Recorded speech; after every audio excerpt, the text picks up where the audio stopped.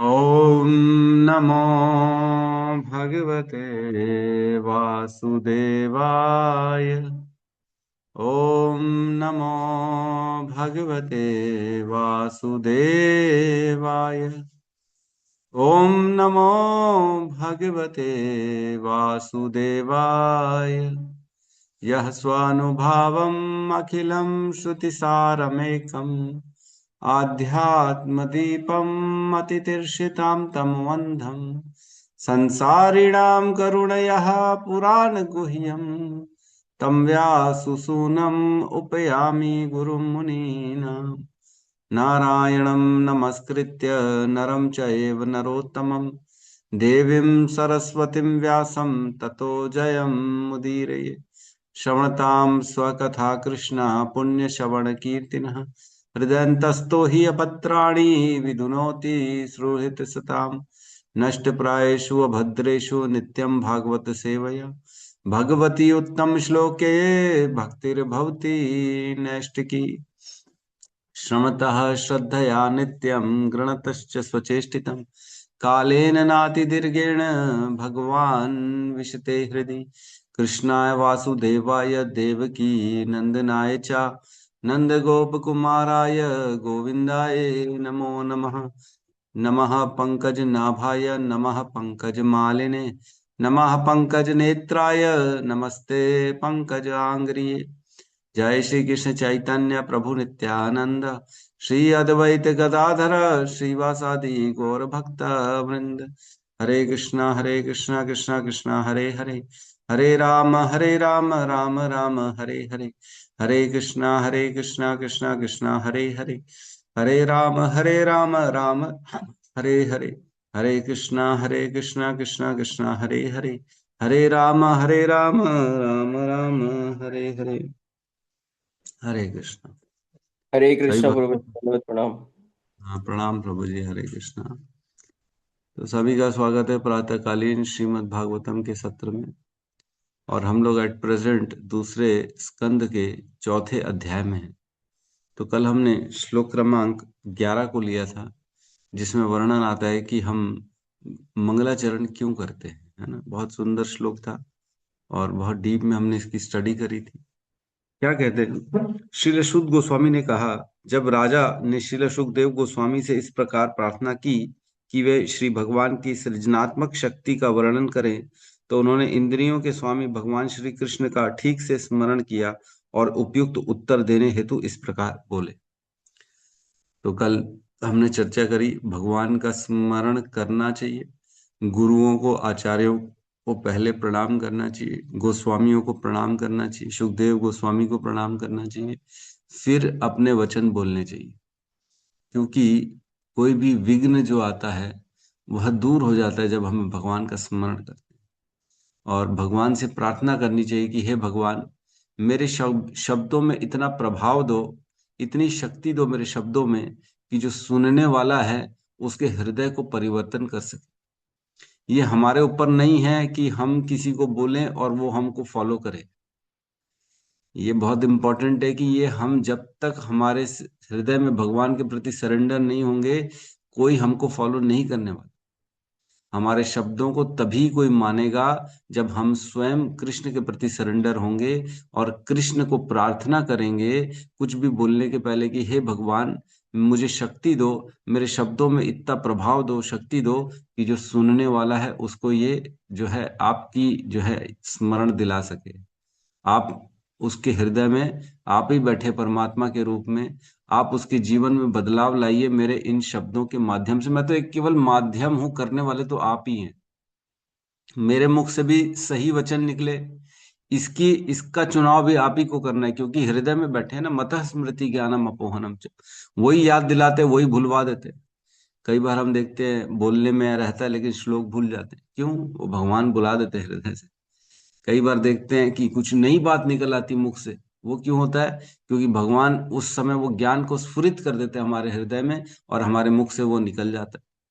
उसी प्रकार सुनने वाले के कान में भी सही बात सही शब्दों को सुनाई दे। कई बार ऐसा होता है, सुनने वाला टीवी देख रहा है या कोई और कार्य कर रहा है, लेकिन सही शब्द जब निकल रहे हैं हमारे मुख से, लेकिन सुनने वाला पता लगा उस समय अपने घर का काम में ध्यान नहीं दिया उस शब्दों को, तो उसमें बदलाव नहीं आएगा।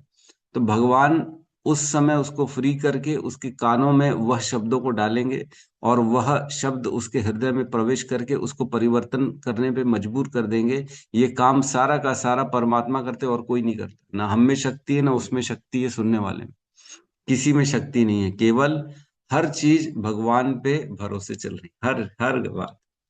हम बोल रहे हैं, कैसे बोल रहे हैं भगवान ही जाने। आप सुन रहे हैं, कैसे सुन रहे हैं भगवान ही जाने। और आप सुन के समझ रहे हैं, ये भी भगवान ही जाने।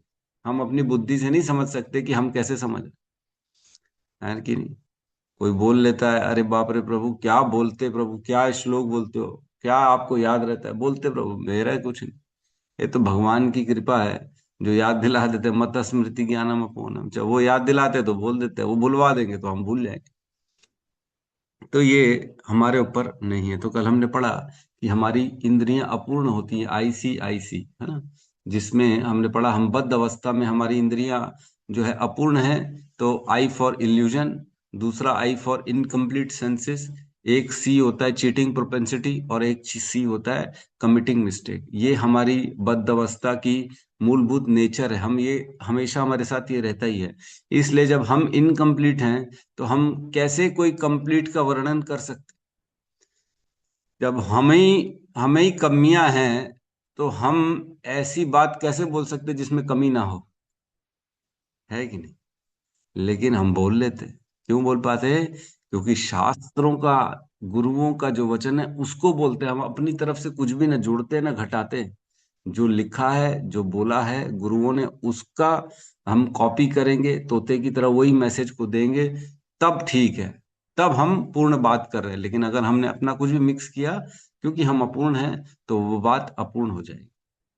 तो इस प्रकार कल हमने चर्चा करी कि मंगलाचरण क्यों करते हैं, ना। मंगलाचरण करते हैं ताकि विघ्न जो है वो दूर हो जाए, और हमारी बात जो है सही शब्दों के माध्यम से पूर्ण शक्ति से सुनने वाले के हृदय तक पहुंचे, और उसमें सुन के परिवर्तन ला सके।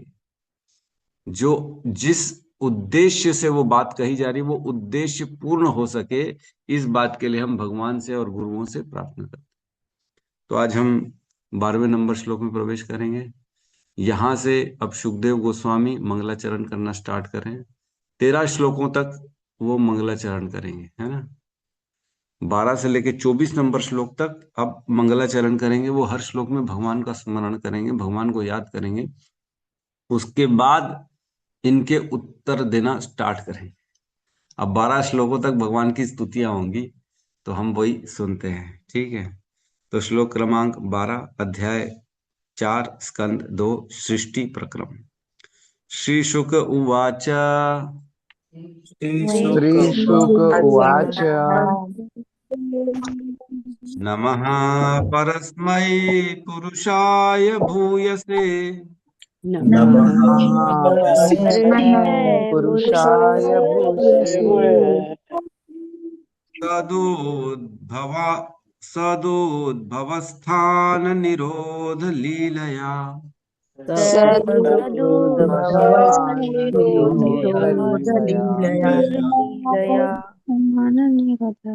गृहीत शक्ति तृतयाय देहिनाम् गृहीत गृहीत शक्तियाय शक्तियाय देहिनाम् देहिनाम् अंतर्भवाय अनुपलक्ष्य वर्तमने अन्तर्भवाय वर्तमने वर्तमने श्रीशुक श्रीशुक उवाच उवाच श्रीशुकवाच बोलिए प्रभु, नमः बोलिए बोलिए। परस्मै पुरुषाय भूयसे नमः परस्मै परस्मै पुरुषाय भूयसे सदोद्धवस्थाननिरोधलीलया सदुद्भवस्थाननिरोधलीलया रहितशक्तितृतयाय देहिना गृहीत शक्तित्याय देहिनां सह भवायानुपलक्ष्य वर्तमने अन्तः अन्तर्वयानुपलक्ष्य वर्तमने। वर्तमने।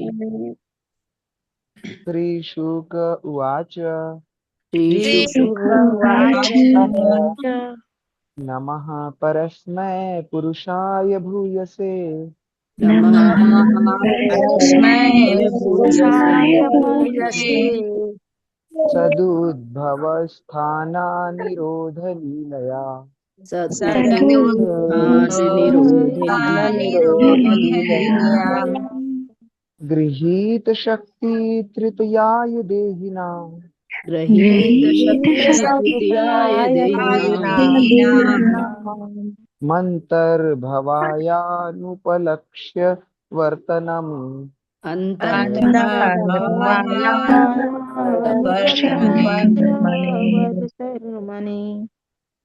श्रीशुक उवाच उवाच श्रीशुकवाच नमः परस्मै पुरुषाय भूयसे नमः परस्मै पुरुषाय भूयसे तदोत्थवस्थाननिरोधलीलया सदुत्थाननिरोधलीलया गृहीतशक्तितृतीयाय देहिनां गृहीतशक्तितृतीयाय देहिनां मनान्तर्भावाय अनुपलक्ष्य वर्तमने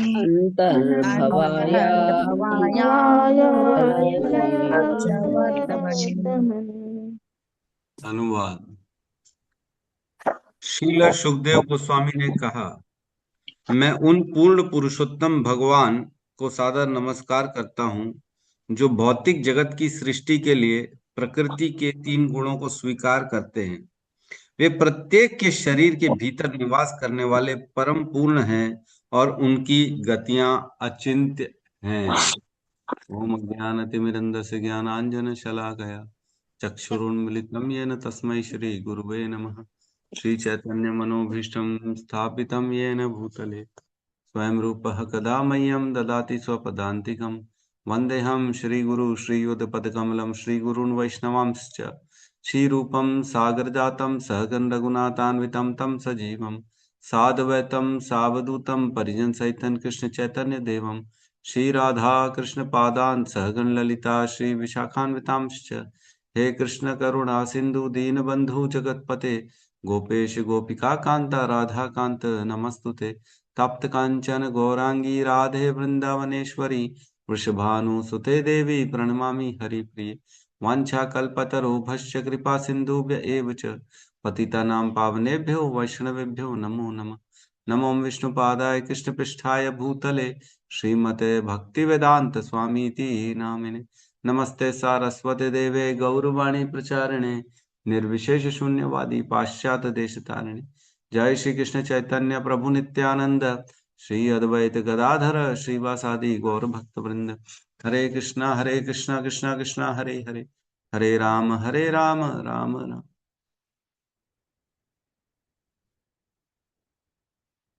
हरे कृष्णा। बड़ा ही सुंदर वर्णन चल रहा है सुखदेव गोस्वामी। सुखदेव गोस्वामी अब भगवान की स्तुति कर रहे हैं, मंगलाचरण कर रहे हैं। पहला श्लोक है मंगलाचरण का। इसमें कहते हैं नमः परस्मै पुरुषाय भूयसे। नमः परस्मै, नमः मीन्स आपको प्रणाम है ना। परस्मै, परस्मै मीन्स जिनसे परे कुछ भी नहीं है। कृष्ण से परे कुछ भी नहीं है। भगवान ने भगवत गीता में कहा है मत परतरम न किंचित अस्ति धनंजय मयि सर्वमिदं प्रोक्तम सूत्रेण मणिगण इव। हे अर्जुन, मुझसे परे कुछ भी नहीं। मैं तो इस प्रकार हर जगह व्याप्त हूं, जिस प्रकार मोतियों की माला जो है धागे में पिरोई जाती है, उसी धागे की तरह मैं हर जगह व्याप्त हूं। हर कुछ जो भी दिख रहा है तुमको, वो मुझ पर ही स्थित है। हमने पढ़ा अभी भगवान का जो विश्व रूप है ना, भगवान इस प्रकार हर चीज भगवान अपने जो है इस स्वरूप में अपने एक जो विराट रूप में धारण कर। क्यों? भगवान की जो जो इस समस्त सृष्टि की नदियां हैं वो भगवान की नसों की तरह, भगवान के जो रोमकूप है वो वृक्ष के समान है। हमने पढ़ा हर जगह भगवान ही व्याप्त है, कौन सी जगह भगवान नहीं है?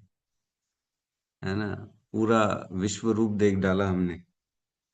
अग्नि भगवान का मुख है, आंखों के गड्ढे भगवान के बाह्य अंतरिक्ष हैं, भगवान के नेत्र जो है वो सूर्य हैं, भगवान की पलकें जो है वो दिन और रात हैं, भगवान की जो है भ्रिकुटी की गति ब्रह्मा और शिव का शासन काल है, भगवान की तालु वरुण वरुण देव है, भगवान की जीवा जो है वो रस इंद्रियां हैं, भगवान का ब्रह्मरंध्र जो है वैदिक स्त्रोत है, भगवान की दाढ़ जो है यमराज है, भगवान के सामने वाले दांत जो हैं वो इस जगत का स्नेह है, भगवान की मुस्कान माया है, भगवान का चितवन यह दुरंत सर्गे यह संसार है जो बड़ा मुश्किल से पार होता है, भगवान के ऊपरी होठ लज्जा है, भगवान की ठुड्डी जो है लालसा है, भगवान का वक्षस्थल धर्म है, भगवान का पीठ अधर्म है, भगवान की जननेंद्रियां ब्रह्मा है, भगवान के अंडकोश मित्रा और वरुण है, भगवान की कमर जो है वो सागर की तरह है, और भगवान की अस्थियां हड्डियां जो है वो पर्वत की तरह।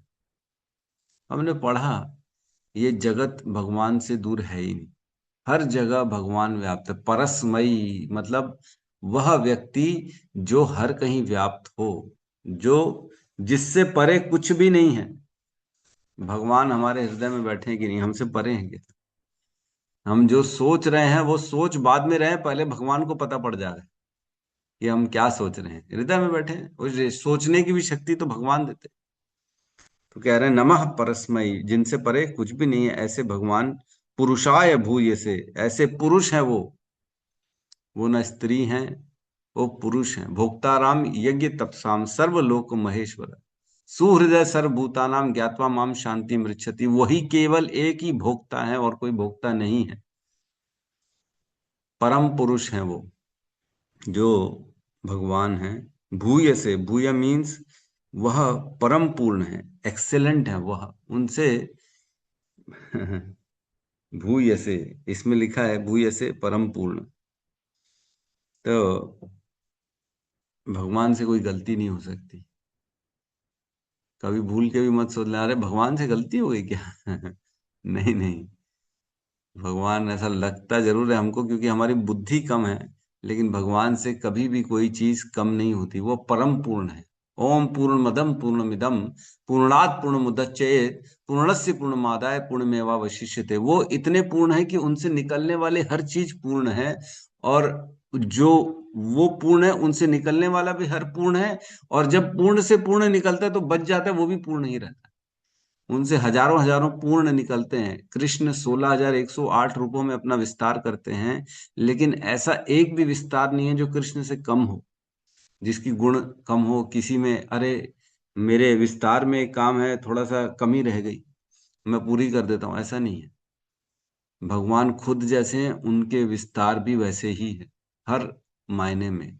छयों भग उनके अंदर होते हैं, पूर्ण वैराग, पूर्ण सौंदर्य, पूर्ण जो है श्री, है ना, पूर्ण ज्ञान, पूर्ण बल, इस तरह से जो है भगवान के अंदर सारा भग रहता है, मतलब सारे जो है परम पूर्ण है बेसिकली। और क्या करें, सद उद्भव स्थान निरोध लीलया।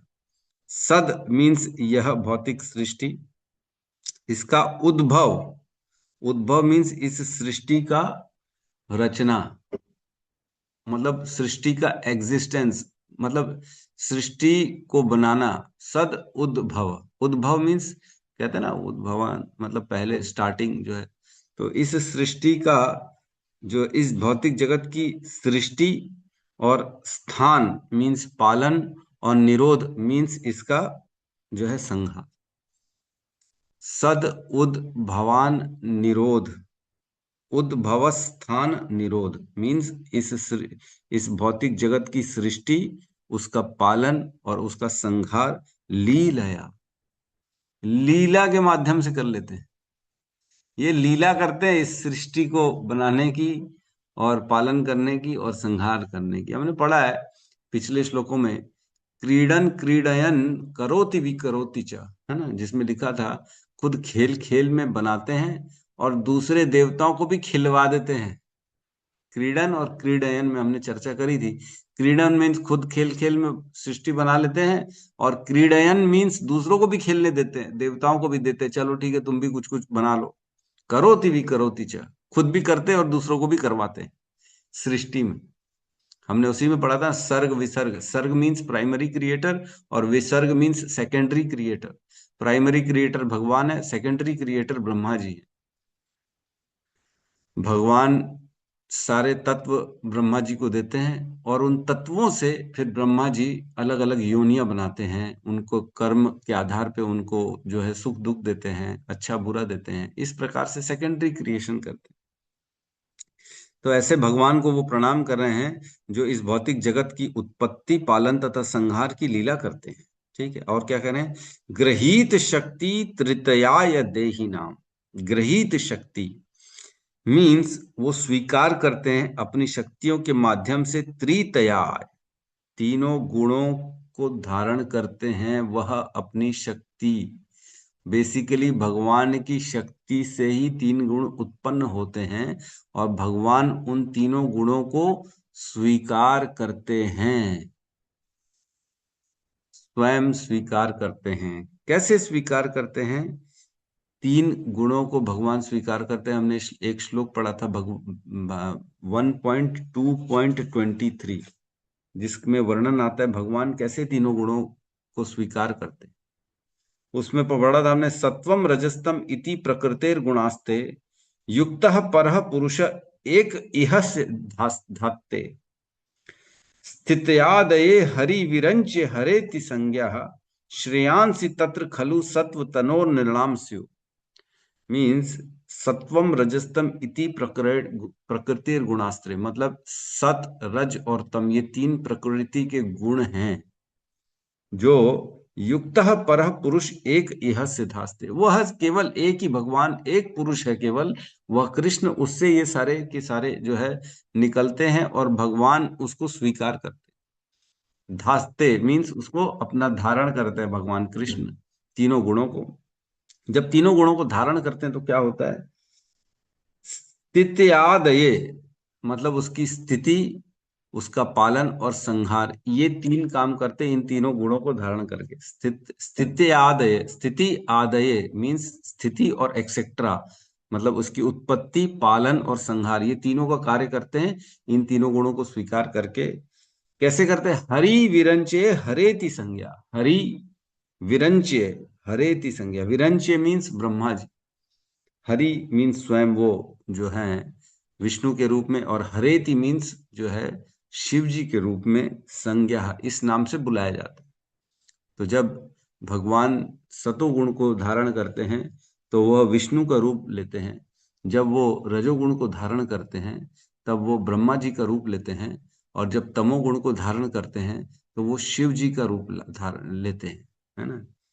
और इन तीनों रूपों से क्या करते हैं? स्थिति आदि, मतलब उसका उत्पत्ति, पालन और संहार का काम भगवान इन तीनों गुणों को स्वीकार करके करते हैं। और जब तीनों गुणों को स्वीकार करते हैं तो सतोगुण से विष्णु, रजोगुण से ब्रह्मा जी और तमोगुण से शिव जी का उत्पत्ति होती है, और इन तीनों का काम होता है स्थिति, पालन और संहार। हमने पढ़ा था श्रेयांसी तत्र खलु सत्व तन्नो नृणामसु, तो उसमें लास्ट लाइन में कहते हैं इन तीनों में से श्रेष्ठ कौन है? विष्णु। विष्णु की ही भक्ति करनी चाहिए, वो सबसे श्रेष्ठ। हमने पढ़ा था 1.2.23। तो यहाँ कह रहे हैं ग्रहीत शक्ति तृतीयाय है देहि नाम। तीनों गुणों की शक्ति को वो धारण करते हैं। कौन से रूप में? ब्रह्मा, विष्णु और शिव, इन तीनों रूपों में धारण करते तीनों गुणों की शक्ति को। और क्या कह रहे हैं? देहि नाम अंतर्भवाय अनुपलक्ष्य वर्तमने। और समस्त देहधारियों की, देहि नाम जितने भी इस संसार में देहधारी हैं उनके अंतर्भवाय, उनके अंदर भी हैं और बाहर भी हैं। उनके अंदर भी प्रवेश करते हैं भगवान समस्त देहधारियों के, और उनके बाह्य मीन्स बाहर भी रहते हैं। अंतःकरण में निवास करने वाले अनुपलक्ष्य वर्तमने, अनुपलक्ष्य जिनको नहीं समझा जा सकता, वह वहां पे वर्तमने ऐसी वहां पे स्थिति, वहां पे रह के, और वो अपनी ऐसी अचिंत गतियां करते, ऐसी अचिंत जो समझ के परे है, ऐसे कार्य करते सबके अंतःकरण में स्थित होकर, समस्त देहधारियों के। यहाँ समस्त भूत नहीं लिखा है, भूत मीन्स मनुष्य, यहाँ समस्त देहधारी लिखा है।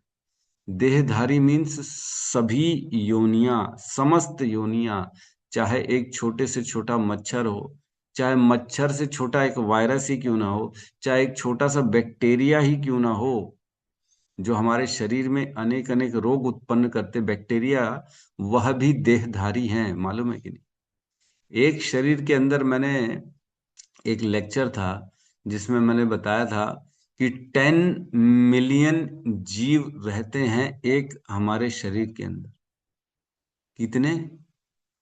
10 मिलियन जीव। मतलब हमारे एक शरीर के अंदर एक तरह से पूरा हमारा ही शरीर एक ब्रह्मांड के समान है।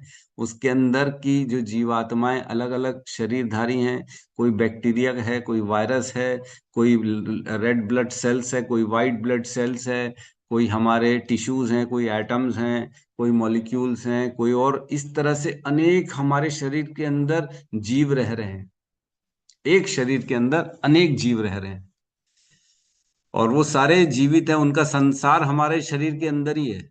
उनका पूरा उत्पत्ति भी वहीं होती है, स्थिति भी वहीं होती है, और संहार भी वहीं हमारे शरीर के अंदर ही हो जाता है। केवल हम छींक मारते हैं तो एक छींक से लाखों लाखों जीव मर जाते हैं। एक अगर हम कुछ और हम करते अपने शरीर में, कुछ जैसे क्रियाएं होती हैं, योग की क्रियाएं, है ना, सांसों का प्राणायाम कर रहे हैं या कुछ और भस्त्रिका अस्त्रिका कर रहे हैं, तो इससे अनेक जीवात्माएं अंदर मरती हैं और उत्पन्न होती हैं। समझे? तो हमारे अंदर बहुत सारे सेल्स हैं, बहुत सारे एटम हैं, जो उनका अलग जीवन चल रहा है, उनको हमसे कोई लेना देना नहीं है, कोई लेना देना नहीं है उनको हमसे, लेकिन वो हमारे अंदर ही जीवित हैं और हमारे अंदर ही रहते हैं, हमारे अंदर ही उनका संसार है, और हमको उससे कोई लेना देना नहीं। लेकिन सपोज करो कोई ऐसा जीव आत्मा हमारे अंदर प्रवेश करके कैंसर वाला, तो क्या करेगा वो? हमारे को धीरे धीरे मार देगा। हमारे अंदर ही रहेगा, हमारे अंदर ही पूरा परिवार रहेगा उसका, जिएगा, खाएगा, पिएगा, मरेगा, सब हमारे अंदर करेगा, और ऐसा करेगा कि हम धीरे धीरे मर जाएंगे, विषैला हो जाएगा बेसिकली। तो भगवान क्या कह रहे हैं? देही नाम अंतर्भवाय अनुपलक्ष्य वर्तमने, वह सभी देहधारियों के अंदर कौन है? भगवान है, अंतःकरण में। अंतःकरण क्या होता है मालूम है क्या किसी? मैंने बताया था, अंतःकरण बोलते हैं ना, तुम्हारा अंतःकरण देखा है कभी तुम? अंतःकरण किसे कहते हैं? अंतःकरण बहुत जगह सुना होगा। क्या होता है अंतःकरण, मालूम है किसी को? चित्त को कहते हैं क्या प्रभु जी? चित्त को नहीं कहते अंतःकरण। अच्छा जी। और कोई हमारे गौतम बुद्ध प्रभु बताना चाहते हैं, बताइए प्रभु, क्या होता है अंतःकरण? हरे कृष्णा प्रभु जी, धन्यवाद प्रणाम। प्रभु जी 3 चीजें शायद आपने बताए थे, एकदम एग्जैक्टली याद नहीं आ रहा है, लेकिन 3 चीजें बताए थे। उसके अंदर 3 चीजें आते हैं जो हृदय के अंदर रहते हैं, मन और मतलब 3 चीजें था। कौन सी 3? याद नहीं आ रहा, प्रभु नोट किया हुआ है, देखना। मन बुद्धि चलो, चित्त अहंकार तो नहीं प्रभु जी? हाँ, 4 चीजें एक्चुअल में, मन, बुद्धि, अहंकार और चित्त, ये 4 चीजें मिलके हमारा अंतःकरण बनाती है ना। अंतःकरण क्या होता है सब नोट कर लेंगे। मन आता है इसके अंदर, बुद्धि, अहंकार। मन बुद्धि अहंकार तो बेसिकली सूक्ष्म शरीर हो गया हमारा, मन बुद्धि अहंकार, है ना। और इसके अलावा चित्त जो होता है, वह मिला के हमारा अंतःकरण बनता है। चित्त अगर मैं पूछ लूंगा तो बता पाएंगे चित्त क्या होता है? चित्त आदमी पढ़ते तो रोज हैं, सुनते तो रोज हैं। चित्त क्या होता है? अंतरात्मा प्रभु जी। अंतरात्मा नहीं होती चित्त।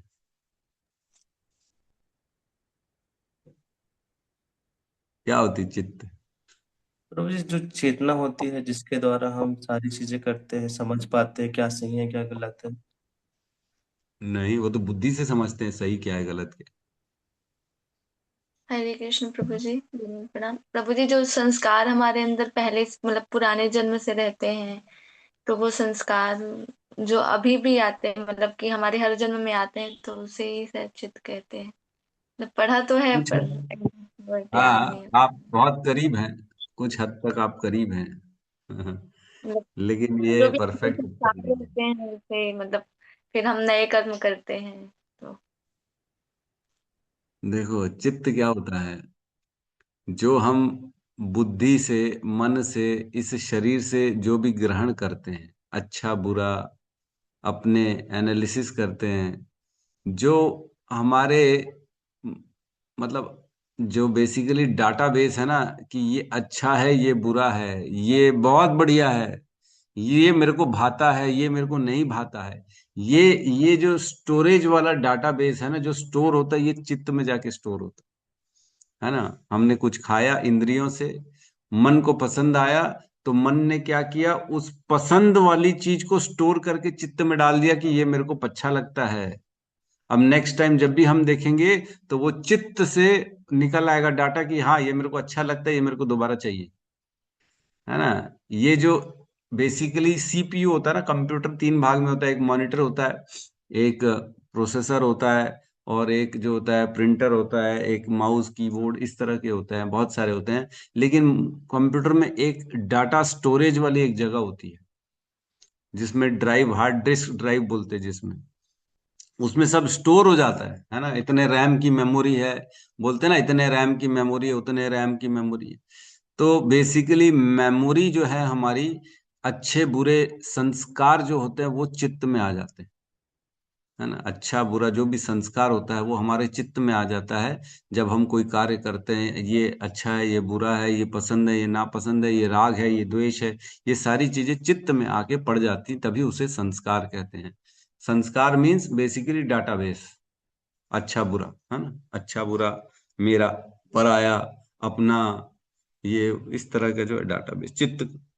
तो अंतःकरण क्या हो गया? मन बुद्धि अहंकार और चित्त को अंतःकरण कहते हैं। तो क्या करें यहाँ पे? देहि नाम अंतर्भवाय अनुपलक्ष्य वर्तमने, वह सभी देहधारियों के अंदर और बाहर हैं, और वह जो है अनुपलक्ष्य, अनुपलक्ष्य है, अचिंत्य है, वो हमारे चिंतन से परे हैं, हम समझ ही नहीं सकते हैं, अचिंत्य। अनुपलक्ष्य का एक और अर्थ निकलता है कि भगवान की प्राप्ति का लक्ष्य कैसे हासिल होगा, यह कोई नहीं समझ सकता। अनुपलक्ष्य, जिस लक्ष्य को प्राप्त करना कठिन है, अनुपलक्ष्य उसको कहते हैं, अनुपलक्ष्य। अंतःकरण मीन्स अंतर्भवाय, जो अंदर और बाहर हैं, उनको अनुपलक्ष्य, उनकी प्राप्ति, उनका जो लक्ष्य, हमारा जो लक्ष्य है, उनकी प्राप्ति वो बड़ा मुश्किल है। किसका? जो अंदर और बाहर है, अंतर्भवाय, है ना। समझ में आ रहा है ना? जो समस्त देही देही देहधारियों के अंदर हैं, वह भगवान का अनुपलक्ष्य है, उसकी प्राप्ति करने का मार्ग किसी को पता ही नहीं पड़ता, अचिंत्य है। वर्तमनी, ऐसी गतियों वाले भगवान को मैं प्रणाम करता हूं।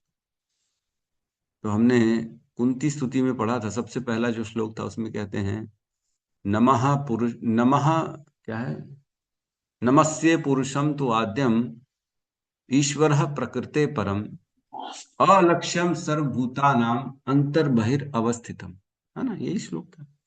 अंतर बहिर अवस्थितम, अलक्ष्य सर्वभूतानाम, अलक्ष्य मीन्स दिखते नहीं है, सर्वभूतानाम लेकिन सबके अंदर, सभी सभी जो जीव हैं उनके अंतर बहिर्अवस्थितम, दिखते नहीं है, लेकिन सभी जीवों के अंदर भी हैं और बाहर भी।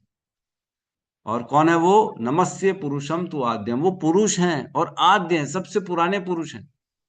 ईश्वरम प्रकृते परम, ईश्वर है इस पूरी प्रकृति के, उस पूरी प्रकृति को कंट्रोल करने वाले कौन है? वो कृष्ण हैं। अलक्ष्यम, दिखते नहीं हैं, सर्वभूतानाम सभी देहधारियों के अंतर बाहर अवस्थितम, अंदर भी हैं और बाहर भी अवस्थित हैं। तो इस प्रकार हमने कुंती स्तुति में पढ़ा था। तो यहाँ पे बेसिकली दो जो है दो विष्णु की बात चल रही है ना। सेकेंड लाइन में जो हमने पढ़ा, सद उद्भवस्थान निरोध लीलया, मीन्स वह भगवान जो इस ब्रह्मा इस सृष्टि का उत्पत्ति पालन और संहार करते हैं। तो कौन उत्पत्ति पालन का संहार करते हैं? बेसिकली गर्भोदक्षाई विष्णु। तो दूसरी लाइन का जो मीनिंग है वो बेसिकली गर्भोदक्षाई विष्णु की बात चल रही है। और लास्ट वाली जो लाइन है, अंतर्भवाय अनुपलक्ष्य वर्तमनि, वो सबके अंदर भी हैं और बाहर भी हैं। तो ये किसकी बात चल रही है? क्षीरोदक्षाई विष्णु की बात चल रही है। ऐसे भगवान कृष्ण जिससे गर्भोदक्षाई विष्णु भी आते हैं, क्षीरोदक्षाई विष्णु भी आते हैं और वो लीला करते हैं और इन तीनों गुणों को प्रकट करते हैं और इनसे अस्पृश्य रहते हैं। ऐसे कृष्ण को मैं प्रणाम करता हूं। कितना सुंदर वर्णन है कि नहीं? देखा जाए तो इसको अनुवाद पढ़ेंगे तो ऐसे ही निकल जाएंगे, लेकिन जब गहराई में जाते तब पता पड़ता है कितना रस है इसके श्लोक में।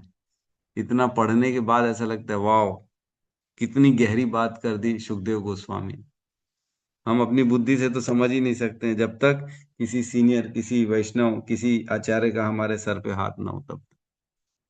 तो भगवान भगवत गीता में कहते ही हैं, कृष्ण 13.23, उपदृष्टा अनुमंता च भर्ता भोक्ता महेश्वर परमात्मा इति च उपयुक्तो देहे अस्मिन पुरुषः परः।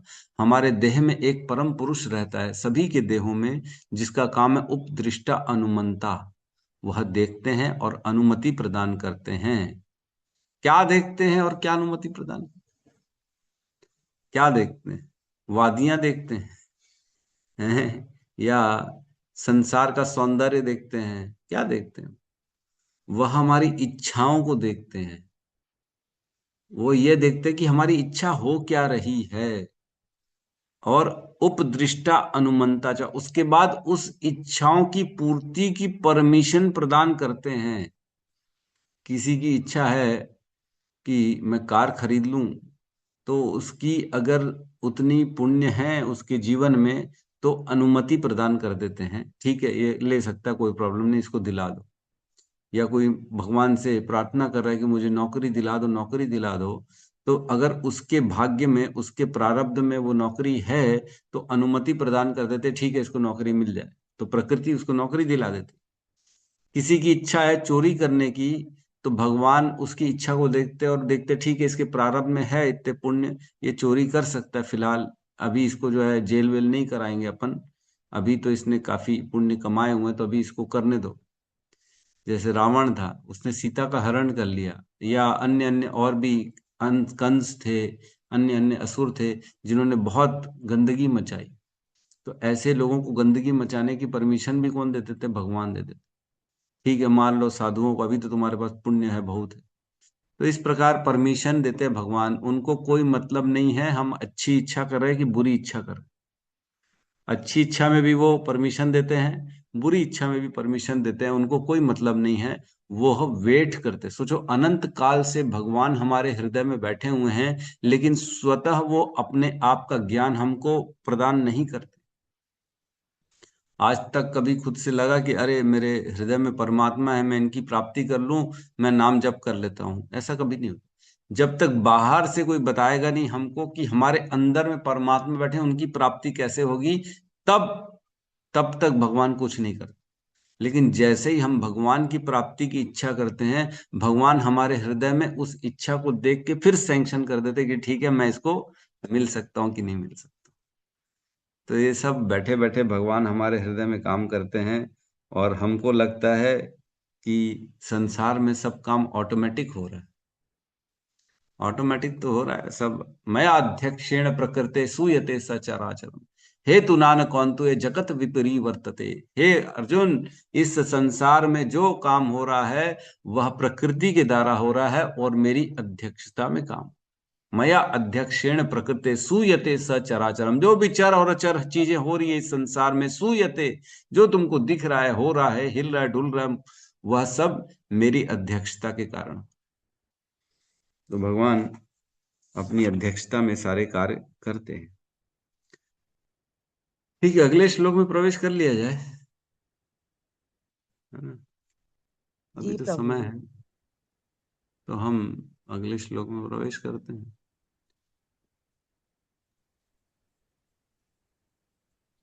श्लोक क्रमांक 13, दूसरा, अब जो है मंगलाचरण में दूसरी स्तुति कर रहे हैं भगवान की। फिर क्या करें? श्लोक क्रमांक 13, भूयो नमः सद्वृजिन इच्छदेह सताम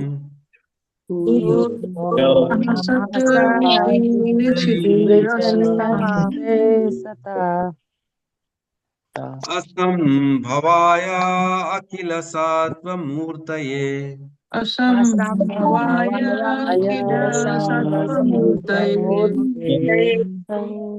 पुंसां पुनः पारमहंस्य आश्रमे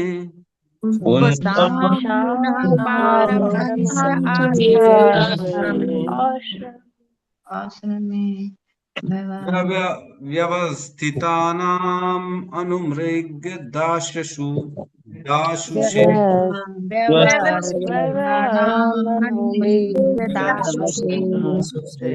भूयो नमः सद्विजनच्छिदे सताम्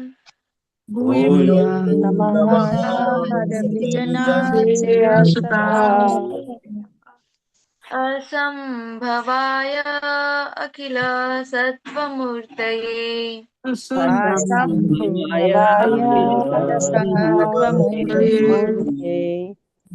पुंसां पुनः पारमहंस आश्रमे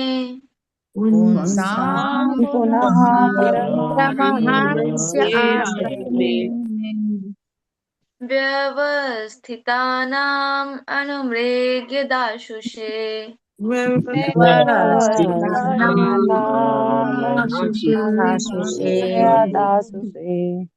हरे भूयो नमः सद्वृजिनच्छिदे सताम्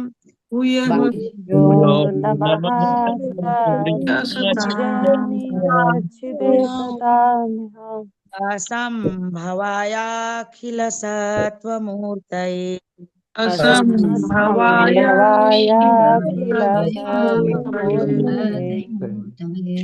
तां पुनः पारमहंस्य आश्रमे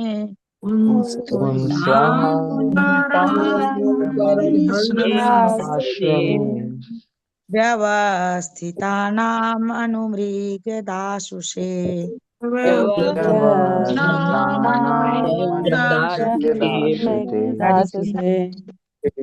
भूयो नमः सद्वृजिनच्छिदे सताम्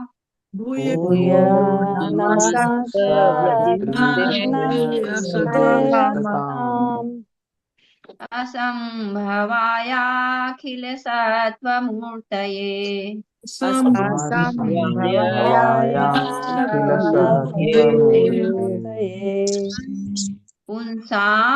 पुंसां पुनः पारमहंस्याश्रमे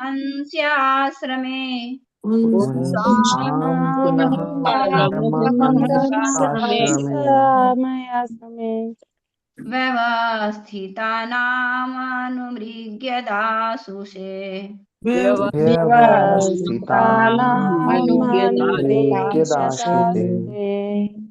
हरे कृष्ण।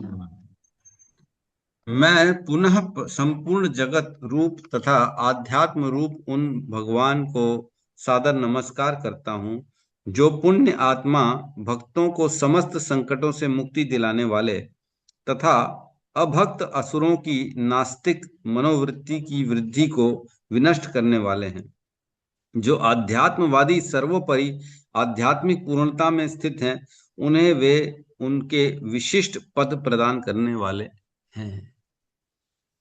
तो अब यहाँ पे जो है ना, इस श्लोक में वर्णन चल रहा है, 3 तरह के लोगों का वर्णन चल रहा है। किसी को दिख पा रहा है? 3 तरह के लोगों का वर्णन चल रहा है इस श्लोक में। भगवान को दोबारा वो पुनः भाई भूयो नमः मतलब दोबारा फिर से मैं नमन कर रहा हूं भगवान को। कौन कह रहा है? सुखदेव गोस्वामी। फिर से नमन कर रहा हूं। क्यों क्यों फिर से नमन कर रहे हैं भाई? अभी तो नमन किया था।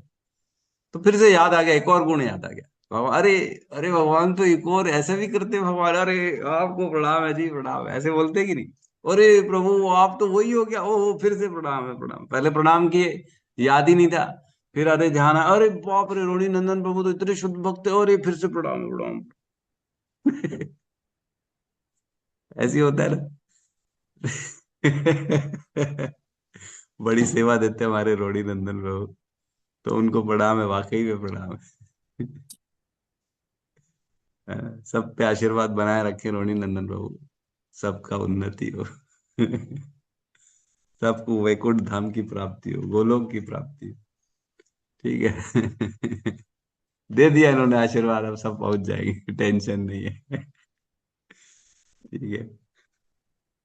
तो भूयो नमः, दोबारा फिर से आपको नमन है जी, फिर से नमन है ना? क्यों? क्यों नमन है? सदवृजनी इच्छेद सताम।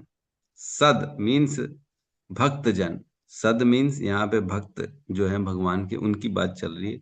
उनकी वृजिन छेद मीन्स उनके आपत्तियों, उनकी दुखों की निवृत्ति करने वाले जो हैं भगवान, आपको पुनः नमन है, क्योंकि आप भक्तों के दुखों की निवृत्ति करते हैं, भक्तों के दुखों को दूर करते हैं आप। पहली भक्तों की चर्चा चल रही है ना। और क्या करें? असताम, जो असताम है, असुरी व्यक्ति हैं, आसुरी व्यक्ति हैं, उनके लिए क्या करते हैं आप? असंभवाय अखिल सत्य मूर्त। असंभवाय मीन्स जो नास्तिक, जो असुर होते हैं, असंभवाय, असंभवाय मीन्स उनके जो दुख करने की उनकी जो प्रवृत्ति है, उनका नाश करते। दुख देने की प्रवृत्ति होती है असुरों के अंदर, ऐसे असुरों की जो दुख देने की प्रवृत्ति का नाश करते। जैसे रावण है, वो दुख देता था, तो रावण का नाश कर दिया कि नहीं किया? हिरण्यकश्यपु जो चाहता था, उनकी प्लानिंग थी, उनकी प्लानिंग को ध्वस्त कर दिया भगवान ने। हिरण्यकश्यपु भगवान बनना चाहता था, तो ऐसी प्लानिंग को ध्वस्त किया हिरण्यकश्यपु को मारकर। तो भगवान जो ऐसे असताम, जो ऐसे असुरी व्यक्ति होते हैं, उनकी असुरता को खत्म करते हैं, उनको नष्ट करके, उनका वध करके। या कई बार हम ये भी समझ सकते हैं कि उनके आसुरीपन को खत्म करते हैं।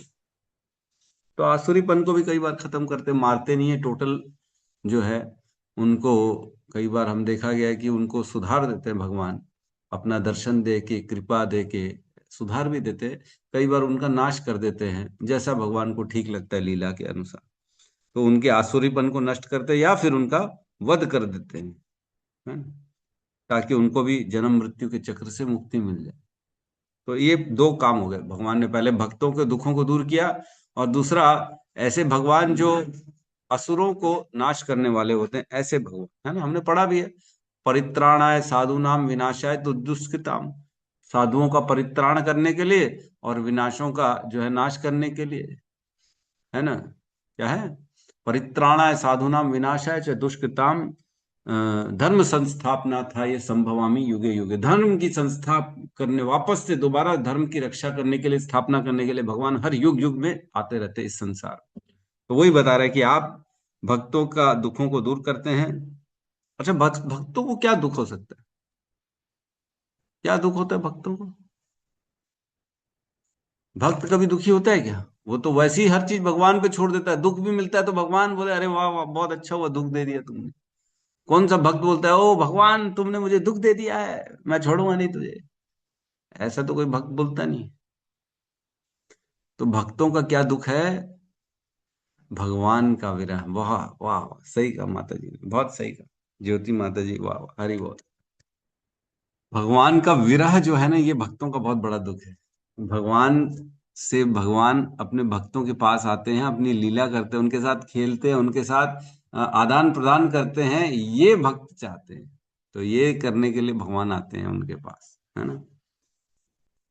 और क्या दुख होगा भक्तों को? और कोई दुख ही नहीं। और क्या कह रहे हैं, असंभवाय, ये तो हो गया। फिर कह रहे हैं अखिल सत्व मूर्तये। अखिल सत्व मूर्तये, इसके बड़े अर्थ निकले हैं, दो तीन अर्थ निकले हैं। अखिल सत्व मूर्तये मीन्स पूरे अखिल ब्रह्मांड में एक ही सत्व है, वो भगवान है, और वो एक मूर्तयः के रूप में है। मतलब इस पूरे ब्रह्मांड में जो भी दिख रहा है वो भगवान का ही एग्जिस्टेंस है। सत्व मीन्स एग्जिस्टेंस, अखिल मीन्स पूरे ब्रह्मांड में जो कुछ भी है वो भगवान की ही मूर्ति है, भगवान का ही स्वरूप है, भगवान से परे कुछ भी नहीं है इस संसार में। अखिल सत्व मूर्तये। और क्या कह रहे हैं, बेसिकली इस संसार की हर वस्तु बिना भगवान के हम उसका एग्जिस्टेंस है ही नहीं, है ना, ये अर्थ हुआ है बेसिकली। और इसका एक और अर्थ निकलता है अखिल सत्व मूर्तये, कि भगवान जो वो शुद्ध सत्व की मूर्ति है, भगवान जो है ये तीनों गुणों के परे हैं, रजोगुण तमोगुण सतोगुण के परे। अखिल सत्व मूर्ति, वो शुद्ध सत्व की मूर्ति भगवान स्वयं कृष्ण, उनको कोई गुण टच नहीं कर सकता, तीनों गुणों से परे। और तीसरा अर्थ एक और है, वो मेरे को भी समझ में कम आया, बट जो है मैं बता रहा हूं। वो भगवान जो है सभी देवताओं का रूप में, भगवान सभी की इच्छाओं को पूर्ण करने वाले। अखिल सत्व मूर्तये, भगवान अपना एक्सपेंशन, अपनी शक्ति देवताओं के द्वारा सभी की इच्छाओं पूरी करने में लगाते हैं। तो इसको भी कहा गया जो है, तो हम बता रहे हैं अखिल सत्व मूर्त है। उसके बाद कहते हैं पुंसाम पुनः पारमहंस्य आश्रमे। पुंसाम मीन्स ऐसे व्यक्ति जो, पुंसाम पुनः ऐसे व्यक्ति जो पारमहंस आश्रम में, जो परमहंस की स्थिति को प्राप्त हो चुके ऐसे व्यक्ति।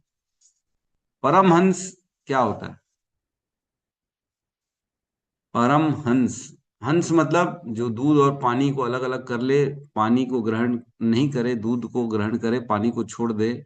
इस संसार में रहते रहते जो व्यक्ति केवल और केवल उसको ग्रहण करे, जो कृष्ण के अनुकूल और बाकी सब चीजों को छोड़ दे, वह हंस कहलाएगा। लेकिन परमहंस किसे कहते हैं, परमहंस सन्यास, जो चार आश्रम बताए गए हैं हमारे, ब्रह्मचर्य, गृहस्थ, वानप्रस्थ और सन्यास। सन्यास की चार कैटेगरी काटी गई हैं। सन्यास आश्रम की चार कैटेगरीज होती हैं। कौन कौन सी कैटेगरी होती हैं, पहली होती कूटी चक्र। कूटी चक्र में नया नया व्यक्ति सन्यासी बनता है। जब कोई नया नया सन्यासी बनता है तो उसको कूटी चक्र कहते हैं। अभी तो जो है ट्रेनिंग पीरियड में है, अभी तो सीख रहे हैं सन्यास आश्रम कैसा होता है, क्या नहीं होता। और उसके बाद आता है दूसरा स्टेज, बहुदक।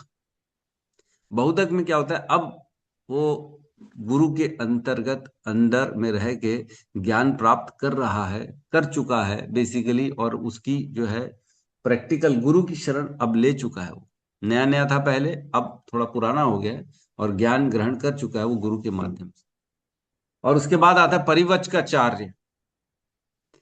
परिव्रजकाचार्य का अर्थ ये होता है कि जिसने ऑलरेडी ज्ञान ग्रहण कर लिया गुरु की शरण में रहते हुए, अब वह बाहर निकलेगा और ज्ञान का विस्तार करेगा, प्रचार करेगा बेसिकली ज्ञान का। परिव्रजकाचार्य, तभी कहते हैं ना, नमो विष्णुपादाय कृष्ण पृष्ठाय भूतले श्रीमते भक्ति वेदांत स्वामी इति नामिने, नमस्ते सरस्वती देवे गौरवाणी प्रचारिणे निर्विशेष शून्यवादी। नहीं ये नहीं, नमो, क्या बोलते हैं, नमः विष्णुपाद पृष्ठाय भूतले श्रीमते भक्ति वेदांत स्वामी, नमः विष्णुपाद परमहंस परिव्राजकाचार्य। हाँ, नम ओम विष्णुपाद परमहंस परिवचकाचार्य। हम बोलते हैं ना, नम ओम विष्णुपाद परमहंस परिवचकाचार्य। परमहंस भी है और परिवचकाचार्य भी है। तो परिवचकाचार्य मीन्स वह स्थिति, जो व्यक्ति जो प्रचार करने निकलता है उसको कहते हैं परिवचकाचार्य। और इसके ऊपर आती है एक लास्ट कैटेगरी जिसको परमहंस कहा जाता है। परमहंस मीन्स अब उसमें कुछ शेष नहीं है, सब जानता है, भगवान की प्राप्ति। और टॉप मोस्ट सन्यासी की जो स्टेज होती है उसको परमहंस कहा गया। तो नमो विष्णुपाद परमहंस, जो हम श्रील प्रभुपाद के लिए बोलते हैं, नमो विष्णुपाद परमहंस परिव्रजकाचार्य। परमहंस भी हैं और परिव्रजकाचार्य भी हैं। उन्होंने टॉप मोस्ट लेवल को अटेन कर लिया है, लेकिन उसके बाद भी प्रचार करने के लिए एक स्टेज नीचे आ जाते हैं, परिवचकाचार्य बन जाते हैं और वो जगह जगह जाते हैं प्रचार करने के लिए। परिवचकाचार्य, अष्टोत्तर, श्री श्रीमद कृष्ण कृपा मूर्ति भक्ति, श्री श्रीमद कृष्ण कृपा मूर्ति अभय चरणारविंद भक्ति वेदांत स्वामी शील प्रभुपाद की जय। हम ऐसे शील प्रभुपाद के अनुगत्य हैं जो परमहंस हैं और परिवचकाचार्य भी हैं, है ना। तो यहाँ कह रहे हैं पुंसाम पुनः परमहंस आश्रम में, ऐसे व्यक्ति जो परमहंस की स्थिति को भी पहुंच चुके हैं, जो अपने स्थिति में स्थित है, परमहंस की स्थिति में स्थित है, ऐसे व्यक्तियों को क्या करते हैं, व्यवस्थितानाम अनुमृग्य दाशुषे, व्यवस्थितानाम, ऐसे लोगों की इच्छा, जो भगवान का प्रेम है, ऐसे लोगों की जो इच्छा होती है, परमहंस लोगों की भी इच्छा होती है। क्या इच्छा होती है? भगवान की प्राप्ति, भगवान का प्रेम, यही इच्छा होती है उनकी, और क्या होगी। तो ऐसे लोगों की जो इच्छा होती है, उस इच्छा को भी पूर्ण करने वाले वह भगवान हैं। अनुमृग्या दाशुषे मीन्स वह उनके लक्ष्य को, वो जो उनकी जो गोल होता है, परमहंस के जो उन्होंने जो टारगेट बना के रखा है कि मेरे को भगवान के चरणों में प्रेम की प्राप्ति चाहिए, ऐसे लक्ष्य को भी वो देने वाले कौन है? कृष्ण। इसका अर्थ एक और निकलता है, परमहंस दो तरह के लोग होते हैं, दो तरह के परमहंस बताए। एक होता है ब्रह्मानंदी और एक होता है प्रेमानंदी। अरे बोले प्रभु यही समझ में नहीं आ रही, क्या क्या बता रहे हो आप? हाँ, कि इतना एक दिन में बताओगे, हमको तो कुछ समझ में नहीं आता है। आ रहा है समझ में, बड़े आ गए कि छोड़े आज। हाँ। तो यहाँ कह रहे हैं ब्रह्मानंदी और प्रेमानंदी दो तरह के परिवचकार परमहंस होते हैं। एक वो होते हैं जिसमें ज्ञान मिश्र भक्ति करते हैं। अरे बाप रे, ज्ञान मिश्र भक्ति ये कहाँ से? ज्ञान मिश्र भक्ति याद है हमने कहाँ पढ़ा है? जो मेरे साथ भगवत गीता में थे उनको तो सबको मालूम होगा, जो बेचारे श्रीमद् भागवतम में आए हैं उनको नहीं मालूम होगा कि ज्ञान मिश्र भक्ति क्या होता है। ठीक है, हम यहाँ पे आज को पॉज लेते हैं, कल हम इसको कंटिन्यू करेंगे, ज्ञान मिश्र भक्ति से स्टार्ट करेंगे। थोड़ा सा पढ़ के आइएगा, ज्ञान मिश्र भक्ति, ध्यान मिश्र भक्ति, कर्म मिश्र भक्ति, और क्या बोलते हैं, मुक्ति मिश्र भक्ति क्या होते हैं? काम था प्रभु जी, क्या था? मोक्ष काम, मोक्ष काम, मोक्ष मोक्ष काम। काम। हाँ, यस यस, मुक्ति वही, मोक्ष काम भक्ति और केवल भक्ति, ये ये और कैटेगरीज डिवाइड करी है थी। तो कल हम इस पे थोड़ी सी चर्चा कर लेंगे, आप लोग पढ़ के आइएगा, कोशिश करके आइएगा। तो हम इस श्लोक को कल कंप्लीट करके एक और श्लोक ले लेंगे। किसी का कोई प्रश्न है तो हम ले सकते हैं यहाँ।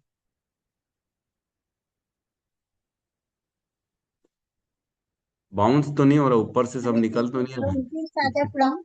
अभी आपने हाँ। परिवार चारी का बताया, उसका मीनिंग क्या होगा सर प्रभु जी? तो यही तो बताया मीनिंग क्या है, मीनिंग ही तो बताया आपको। तो एक बार क्या और है बता दीजिए। हाँ, परमहंस बताया आपने, और परिवेश का चारण नहीं बताया मैंने? बताया लेकिन समझ में नहीं आया, थोड़ा सा एक बार और बता हाँ, दीजिए। समझ नहीं आया। ठीक ठीक ठीक, कोई बात नहीं माता जी। तो परिवच का चार वो होते हैं संन्यास आश्रम। देखो, जैसे कोई संन्यास आश्रम में प्रवेश करता है ना, तो पहले ब्रह्मचारी रहेगा, फिर उसके बाद वो गृहस्थ बनेगा, फिर उसके बाद वानप्रस्थी होगा, फिर संन्यास आश्रम ग्रहण करेगा। तो जैसे संन्यास आश्रम ग्रहण किया, तो सबसे पहले क्या होता है, वो नया नया होता है, जाके बस एडमिशन लेता है संन्यास आश्रम में गुरु के शरण में। तो जब नया नया एडमिशन लेता है तो उसको कहते हैं कूटी चक्र। कूटी चक्र, नया नया अभी सन्यासी बना है ना, अभी उसको कुछ मालूम नहीं है सन्यास आश्रम के बारे में, तो उसे कूटी चक्र कहेंगे। फिर जैसे जैसे वो गुरु के अंतर्गत रहता है, ज्ञान ग्रहण करता है, जब ज्ञान उसको मिलना चालू होता है, तब उसको कहते हैं बहुदक। अब थोड़ा ज्ञानी हो गया वो, अब ज्ञान आ गया उसको, गुरु के अंतर्गत रहते रहते समझ में आ गया उसको सारे वेदों का अर्थ, भगवत प्राप्ति का मार्ग, कैसे तपस्या करनी है, कैसे भगवान का नाम जप करना है, ये सब आ गया उसको, अर्थ समझ में आ गया है, तो इसको कहेंगे बहुदक। अब जब ज्ञान हासिल हो चुका है, अब वह गुरु की आज्ञा से संसार में जाएगा, लोगों के घर घर जाएगा प्रचार करने के लिए। उस ज्ञान का प्रचार करने के लिए जब वो निकलेगा अपने गुरु के आदेश से बाहर, उसको कहेंगे परिव्रज का चार, कि अब ज्ञानी है ये, लेकिन अब प्रचार करने निकला है, संसार को सभी लोगों को ज्ञान देने निकला है, इसको परिव्रज का चार कहेंगे। और इससे ऊपर एक कैटेगरी होती है परम हंस। अब वह केवल हर जगह भगवान को देखता है, हर कहीं, किसी में कोई भेद नहीं करता, कोई उसे मारे कोई उसे काटे, सब जगह वो भगवान की कृपा देखता है। जो हो रहा है अच्छा भगवान के कारण हो रहा है, जो बुरा हो रहा है वो भी भगवान के कारण हो रहा है, इसलिए उसको कोई हस्तक्षेप नहीं। परमहंस अब हर चीज से वो परे हो चुका है, सुख दुख से परे, मान अपमान से परे, लाभ हानि से परे, हर चीज में केवल और केवल भगवान का दर्शन करता है, वो परमहंस की कैटेगरी हो गई। ठीक है माता जी, समझ में आ गया? जी प्रभु जी धन्यवाद। पर प्रभु जी एक चीज बताऊं, अपन सोचते हैं मान अपमान लाभ हानि ये सुख दुख इस, लेकिन हमारे इधर खासतौर पर मान अपमान का बहुत दिया जाता है। हम क्या करें, गृहस्थ से हट नहीं सकते और इनको सब सुनना पड़ेगा। हाँ, तो अभी आप कौन सा संन्यास आश्रम ग्रहण कर लिया? अभी तो अरे आप भौतिक प्रभु में जी जब तो आगे बढ़ेंगे हो। ना, इधर ही गृहस्थ में ही पड़े रहेंगे। ठीक हो जाएगा, रहने दो, आप टेंशन मत लो, मतलब भगवान पे छोड़ो ना। भगवान ठीक अपने कर जैसे प्रशांत प्रभु जी, प्रभुपाद जी और प्रशांत मुकुंद प्रभु जी, उनको कुछ वो नहीं है ना? हाँ, उनको कुछ नहीं मतलब। यानी कि वो गृहस्थ में भी रह के संन्यास टाइप का अपना कर रहे हैं, पूरी कितनी हाँ, सेवा कर रहे हैं, यस भगवान में यस लीन रहते हैं वैसे। यस यस यस यस, एकदम सही। मतलब प्रभु जी Yes. परमहंस अवस्था ब्रह्मभूत अवस्था कहलाती है, दूसरा कह हाँ हाँ, सकते ब्रह्मभूत भी कह सकते हैं, और स्थित प्रज्ञ भी कह सकते हैं हैं, उसे। स्थित प्रज्ञ हाँ जी। हाँ, जी, ये भी कह सकते हैं, यस। मतलब मुक्त हो गए, वो सबसे मुक्त हो गए। हाँ हाँ, पूर्ण रूप से मुक्त हो गए, यस। यस, रूपाली माता जी। अ, हरे कृष्णा प्रभु जी। प्रभु जी मैं ये पूछ रही थी कि जैसे हम भगवान को सत्य चित्त आनंद कहते हैं, तो इसमें चित्त का मतलब क्या होगा प्रभु जी? सत का मीन्स जो वाकई में एग्जिस्टेंस में है, जो स्थिति जो सामने साक्षात है, वो सत हो गया। और चित्त मीन्स पूर्ण नॉलेज, पूर्ण ज्ञान युक्त है। हर चीज मतलब ज्ञान जो है, वो पूर्ण ज्ञानी है भगवान, उनसे परे कुछ भी नहीं है। तो सत चित और आनंद, आनंद मीन्स पूर्ण रूप से सबको सुख प्रदान करने वाले, आनंद प्रदान करने वाले वो भगवान। तो चित मीन्स ज्ञान है यहाँ पे।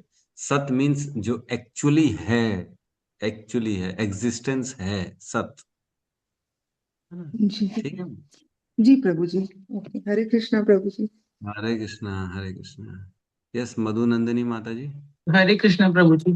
अभी आपने बताया प्रभु जी, वो 10 मिलियन जीव रहते हैं, वो जीव हमारे जैसे होते हैं क्या? मतलब आप हमारे जैसे से, हाँ। उनका शेप अलग होगा, लेकिन जीवन हमारे जैसे ही होता है। हमारे शास्त्र कहते हैं हर जीव की आयु 100 साल होती है, कंपैरेटिवली। कंपैरेटिवली 100 साल हर जीव रहता है। अब हमारी नजर में जैसे मच्छर है, वो 5 दिन में मर जाता है, तो 5 दिन में वो 100 साल का जीवन जीता है। वो अभी बच्चा होता है, पहले धीरे धीरे बड़ा होता है, संग करता है और बच्चे उत्पन्न करता है, बूढ़ा होता है, मरता है। तो 5 दिन में उसकी 100 दिन की आयु, 5 दिन में उसकी 100 साल की आयु निकल जाती है। उसी प्रकार हमारे शरीर के अंदर भी जो भी है, वो लगभग 100 साल उनके कंपैरिजन में वो जी रहे हैं। यद्यपि हमारी नजर में भले वो 1 मिनट में मर जा रहे हो। तो हमारे जैसे ही मतलब शरीर तो नहीं है उनका, उनका शरीर का शेप साइज अलग अलग है, लेकिन उनका भी जीवन है, और वो भी जीते हैं और अपने कर्म को करते हैं। उनका बेसिकली चेतना लेवल डाउन हो जाता है, क्योंकि चेतना तो सबसे ऊपर मनुष्यों की होती है। जैसे पशुओं की, अन्य अन्य जीवों की चेतना कम होती है, वो इतना सोच नहीं सकते हैं, सुख दुख सही गलत ये सब विचार नहीं कर सकते। केवल जो उनका कार्य है वो करते, भोग योनियां बेसिकली वो भोगती हैं अपने कर्मों को अलग अलग योनियों में। तो वो रहते हैं और अपने कर्म करते हैं और चले जाते हैं आगे। तो हमारे जैसे नहीं है, हमसे तो बहुत ही निकृष्ट जीव हैं। जब मनुष्य जीवन हम छोड़ते हैं, तब हमको 84 लाख योनियों में जाना पड़ता है।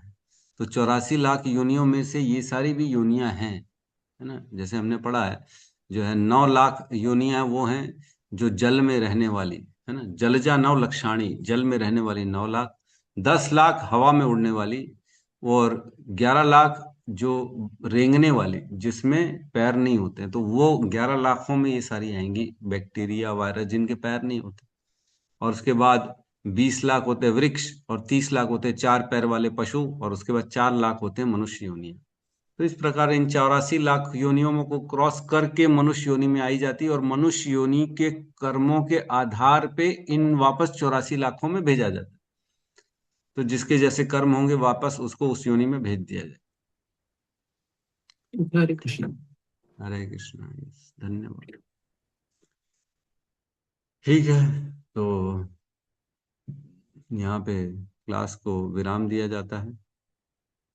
बहुत बहुत धन्यवाद सभी का जो जुड़ते हैं रोज सुबह हमारे साथ और अपना समय, कीमती समय निकाल के देते हैं श्रीमद् भागवतम को, है ना। हमको नहीं देते हैं, भागवतम को देते हैं। और आप अपना उद्धार खुद करते हैं। जितना सुनते हैं उतना हम अपने चित्त में जो हमारे पुराने संस्कार है उनको धीरे धीरे साफ करते हैं, है ना। जैसे जैसे हम भगवान की कथाओं को सुनते हैं, हम उतना उतना अपने बुरे संस्कारों को अपने जीवन से हटा देते हैं और भगवान के प्रति अपनी जो यात्रा है उसमें प्रगति करते धीरे धीरे। और कोशिश यही होती है कि धीरे धीरे जो अल्टीमेट भगवान की प्राप्ति है वो हो जाए, है ना। ठीक है, सब मिलके यहाँ पे हरे कृष्ण महामंत्र का उच्चारण करते हैं। हरे कृष्ण हरे कृष्णा हरे कृष्णा कृष्णा कृष्णा हरे राम हरे हरे राम हरे राम राम राम हरे हरे। हरे हरे। ग्रंथराज श्रीमद् भागवतम की जय जय। जय समस्त भक्त वृंद की जय। जय जगत गुरु शील प्रभुपाद की जय जय। गौर प्रेमानंदे। हरि बोल। हरे कृष्णा प्रभु जी। प्रभु जी दंडवत हरे कृष्णा प्रभु जी दंडवत हरे प्रणाम। कृष्णा प्रभु जी दंडवत प्रणाम। हरे कृष्ण हरे कृष्ण हरे कृष्ण।